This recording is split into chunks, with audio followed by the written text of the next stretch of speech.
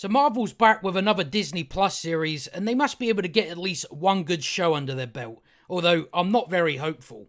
Because we started off with WandaVision, which started decent and ended poorly, and gave us the line, "They'll never know what you sacrificed for them," just after Wanda enslaved an entire town. Then it was Falcon and the Winter Soldier, with Falcon becoming Captain America, because that just makes sense. And to top it off, a little sprinkle of racial bullshit, because to some people that's like the definition of a good time. Then we got Loki, the show that went out of its way to destroy the story arc of the past 10 years by Infinity Stones being used as paperweights. You had walking and talking, sitting and talking, just absolute boredom. That's all that show was. And now we've got Hawkeye, who's pretty much the last character left in the MCU who anybody has some sort of investment in. But of course, we know what this is leading to. It's another character getting replaced by a whammon. That's just what Marvel do now. So I would be surprised if Hawkeye doesn't get replaced in this, because of course he is. Because you know what we're eventually building up to. The all-female, all-new Avengers. That's what we're getting, so we're going to like that, I expect.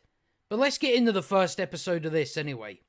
So we're back in 2012 when Marvel was doing some good shit back then. We get introduced to a young Kate Bishop, and she's like, her mum and dad are having an argument and all that sort of stuff. And with it being in 2012, it's taking place during the first Avengers films. So obviously her house gets blown to bits, her father gets killed off, and then she ends up seeing Hawkeye over the building there. And then you can tell, she's looking at him because he's like her hero. Like that sort of thing. Then it's her dad's funeral, and she asks her mum, she wants a bow and arrow to obviously be like Hawkeye. But as we know, be better than Hawkeye. That's what's coming. We know that's coming. Then through the whole title sequence, it shows us all the awards she's got, like medals for like archery, sword fighting, and I'm guessing some sort of martial arts. Then you've got your current day Kate Bishop, and for some sort of bet, she shoots an arrow and takes down this clock tower, like aiming for the belt, and then the whole thing falls down. I don't know how she done that, but she's obviously the bestest ever, and that whole building just came down because of her. I don't know how it happened, so don't ask me. It's just fallen down. And then we're finally at the character that we've been waiting for after like 10 minutes or so. So he's obviously at this Captain Rogers musical, because you can't call Captain Rogers Captain America anymore. It's got to be Captain Rogers. So Clint's out with his kids, just watching this whole show. But this was the part where I was like, they might have something interesting here, because he's obviously watching this whole thing, and he has some sort of PTSD left over from the first Avengers films, and then he's obviously seeing Natasha up there in the play, so he gets like upset about that. So that's something that maybe could be interesting to see how he kind of gets over that. But as always with Marvel, it's like they always get the missed opportunities. So hopefully they get that one, because that could be an interesting storyline to have weaved through this show as well. But then we're back with Kate again, because it's the Kate Bishop show. Just remember that. This is the Kate Bishop show. You're only looking at about 10 minutes of Hawkeye. But she visits a rich mother, and basically her mother's talking about that she's got to pay for this clock tower, and she says, "You're such an overachiever." Hawkeye can't do that. He cannot do that. Then we finally get to the part we've been waiting for. So you've got Kate here, and she's got a new medal, and she's presented it to her mother. And what does her mother say? I bet most of you can guess what she says. "You're so amazing." I heard that, and I literally shouted, "Fuck off," at the TV, because I'm so sick of that line. They did it in Loki, when Loki said to Lady Loki, "You're so amazing." And every time they do it, it's always like, yeah, this is the writers telling me that you should think this person's amazing, just based on nothing. We literally know nothing about her yet, and you're already saying you're so amazing. This is what they do with female characters. It's where they go wrong. Rather than focus it, right, we're going to build this character, build her from the sort of ground up and get people to like her. It's always, no, we're just gonna get someone in the cast to say you're so amazing, and that'll do. It's like, just put the effort in and show me why we should like her, why we should think, oh, she's cool as shit, she is. Don't just go, we'll just get someone to say you're so amazing, because it's fucking annoying at this point. We always know why you do it. But honestly, I seen that, I was like, oh, just fuck off, man. Just stop doing that shit. It's embarrassing. It's cringy. That's what it is. But they just keep doing it. But I expected to hear that anyway. See if you don't realise that she's going to be better than Hawkeye in every way possible. Just the bestest ever. It's like, cool, this is going to happen. Eventually, once they meet, yeah, this is going to happen. She's just going to be fucking awesome. And then you're going to have Jeremy Renner going, oh, you're so amazing. It's such a shitty line. But with Kate being gone from her mother and all that, she finds out that her mother's like now with this guy. And then it turns out later on that she's got engaged with him and like never told Kate. So there's a bit of family drama about that for maybe 10 seconds, and then that sort of gets swept out under the rug. So they're going to some like fancy party. So she gets asked, oh, Kate, can you put your red dress on and stuff like that? And the reason I point out the dress, just because that comes up later, and it's kind of convenient. But you get another few minutes of Clint out with his kids and all that. But like I said, you're looking at maybe like 10 minutes of Jeremy Renner in this. Like I said, it's the Kate Bishop show. So after her mum told her to put this red dress on and all that, she turns up in a suit, as you do. As you do. And then this old sexist, this bloody sexist, he comes up and he says, I'd much appreciate to see you in something more ladylike.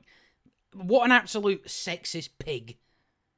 I can't believe this bigot. How could he say that? How could he expect a woman to be wearing something ladylike? But no, she's in a suit.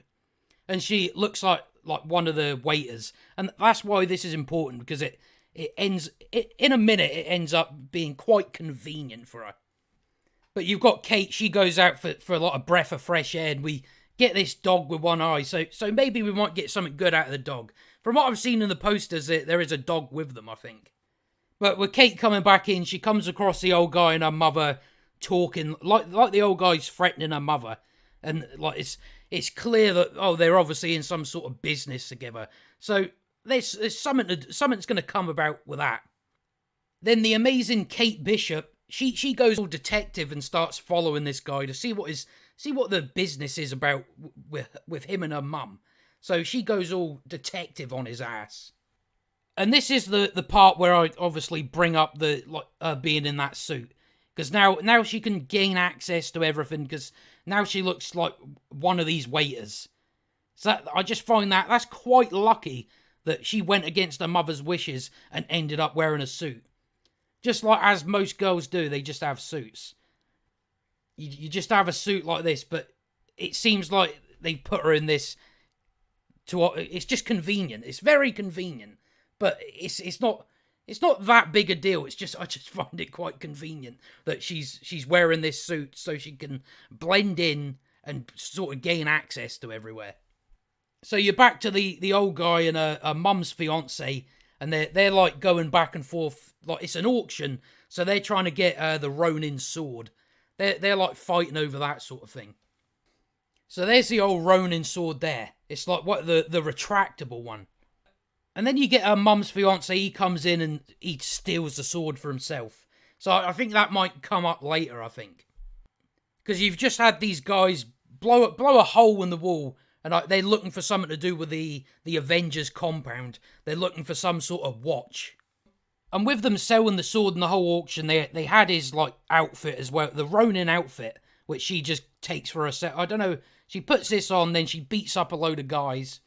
It's like a decent action scene. There's not really anything bad I can say about it. It's decent. But as the title sequence told us, she's like this martial artist. She's great with swords.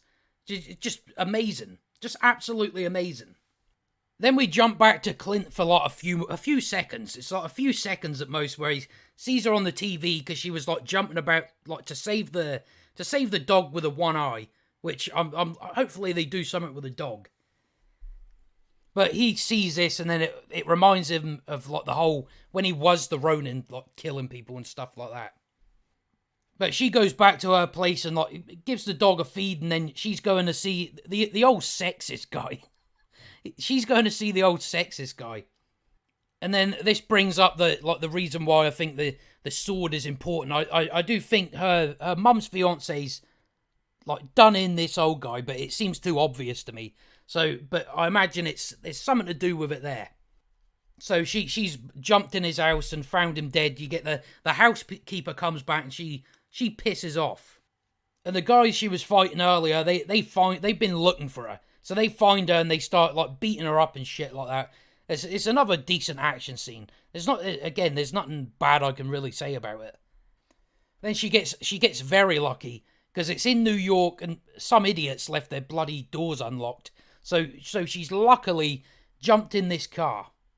So you've got all the guys like beating the absolute shit out of the windows, like punching them with a fist rather than go, usually it's the elbow. You give it the elbow rather than just like a straight punch because you're gonna cut your bloody hand on that, son.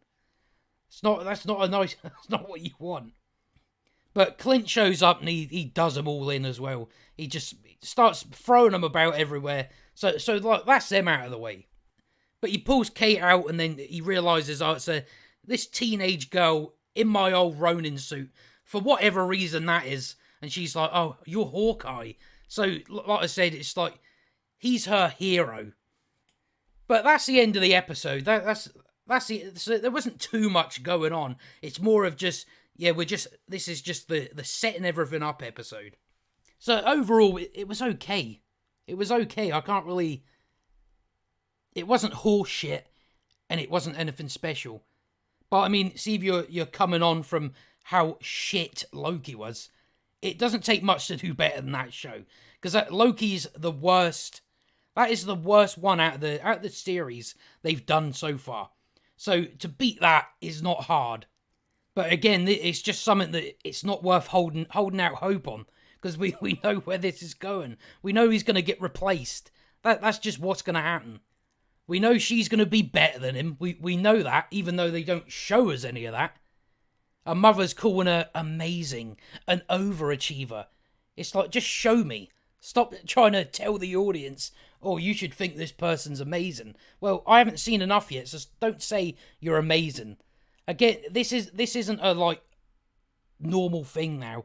They already did it in Loki, where Loki said to Lady Loki, oh, you're so amazing. It's that they do that to build up the woman character, rather than actually put the work in to do it. So whenever they do that, it's the writer telling you that's what you should think.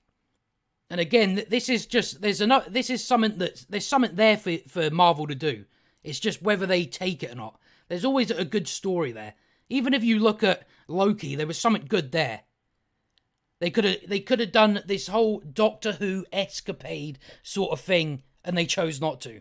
It just ended up walking and talking. It's pretty much what the show was. And yeah, talking's fine, but not when it's shitty dialogue. And there was also a missed opportunity for Falcon and the Winter Soldier. You could have had some sort of buddy cop kind of thing going on, but you chose not to. So there definitely could be something good here. It's just, with Marvel these days, it's like, I don't see them taking that opportunity. But the best thing I can kind of take from this so far is maybe it will go into Clint getting over Natasha. That's sort of the best thing I've kind of picked up.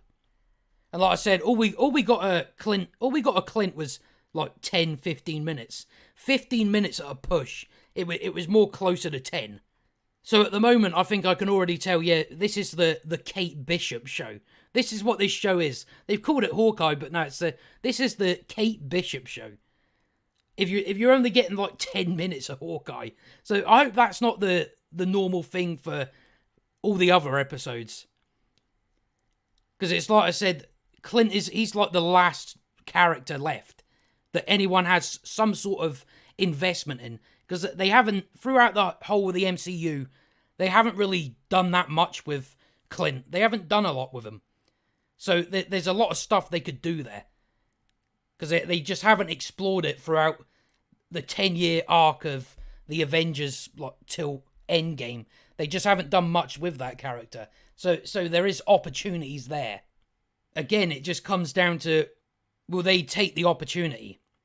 But as always, this is just about the whammon. That's just what the usual thing is now. We know he's going to get replaced. He's probably going to be deconstructed. That's just what they're going to do. They've done it so many times at this point. They did it with Loki. Look at Loki. That was a character assassinate. They just keep assassinating all these characters. But it was okay. It's just more what else are they going to do with it?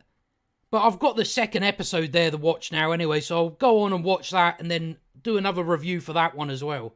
So see where it leads. But there could be something here, but it's always the thing with Marvel. They just miss the opportunities. But that's all I've got to say on that anyway. So if you enjoyed the video, like and subscribe, and I'll see you next time.